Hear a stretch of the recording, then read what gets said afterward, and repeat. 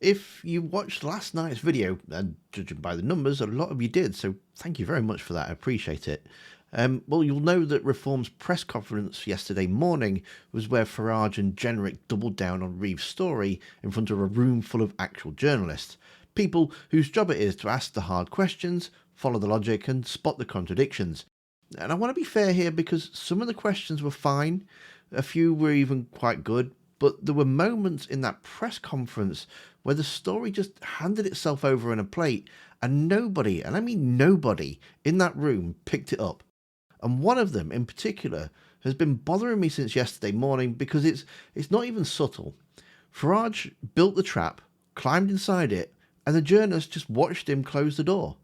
So let's go through this one. So Reform ran candidate Matt Goodwin in the Gorton and Denton by-election last week. They lost, and Matt's been crying about it quite a lot. Farage has always brought up his memory of somebody turning up at a polling station with a Sainsbury's bag full of 1,000 votes. You know, this should not be happening. We're not living in the Middle East, Nick. We're living in, one of the greatest democracies in the history of the world. And you're not just doing this, lastly, because you're a bad loser. This is because the democratic process went through, the particular by-election constituency spoke, and you didn't like the result. Isn't that the reality? Let me just leave you with this, Nick. I don't mind beating the Labour Party in the sixth safest Labour seat. I think this by-election was a success for Reform. But I tell you, I've seen this with my own eyes up close. I'm deeply, deeply concerned about where our democracy is heading. They came second in a constituency that, as Farage himself admitted at the press conference, they were never going to win. Because many of those who voted in that by-election last Thursday came in as part of the Boris wave. They're not integrated into Britain, many don't speak the language at all, and yet they're now having a profound effect upon policy of national parties and outcomes in elections. And that is not sour grapes, that is we were never going to win that constituency, but we did very, very well. Normal response to that situation, you acknowledge it, take the positives and move on. Farage's response, well, it's this. I'm absolutely convinced that amongst British-born voters, Matthew Goodwin came first in that election last week. Of that, I have absolutely no doubt whatsoever.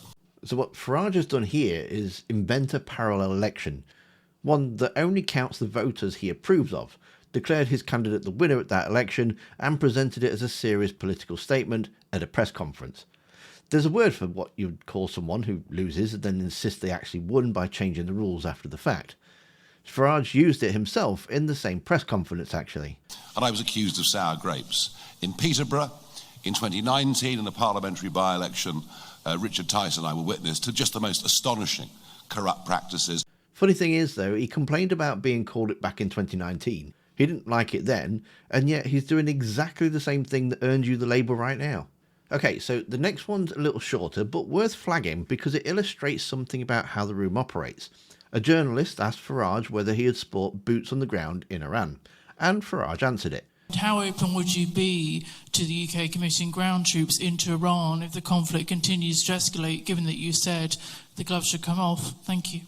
I would very much wish British troops not to go into Iran, but we do still have something of an air force left and something of a navy left, and we have reasonably good intelligence as well. We should do all we can to support the operation. But then, several questions later, a different journalist asked almost exactly the same question again. Would you support boots on the ground?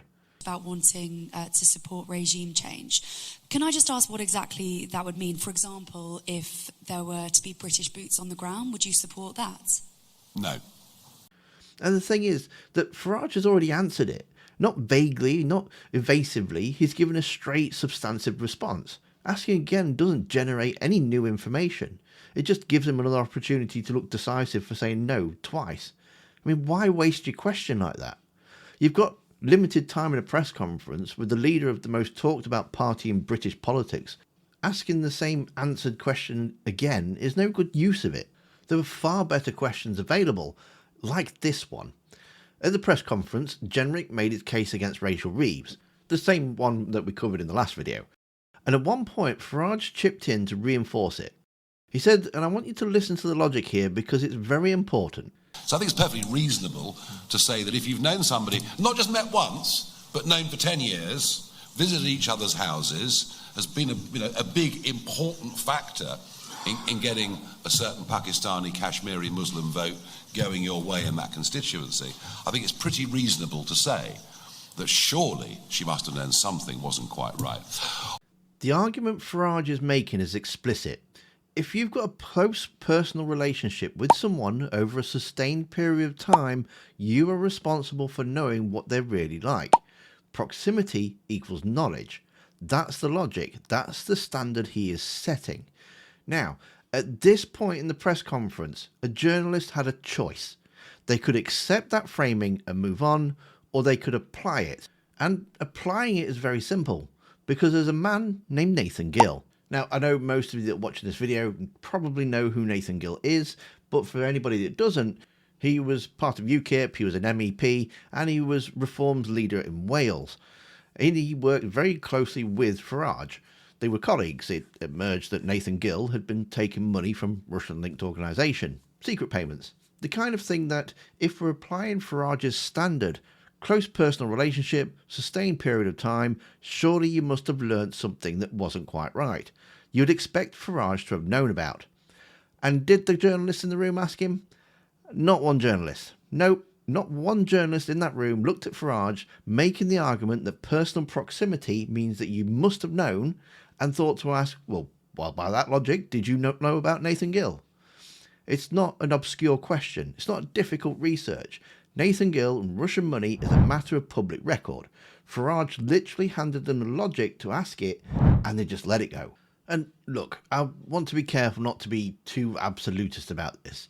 Political press conferences are imperfect formats. Journalists have limited time, editors have priorities, and sometimes you're working off a brief that doesn't include the thing that turn out that matters.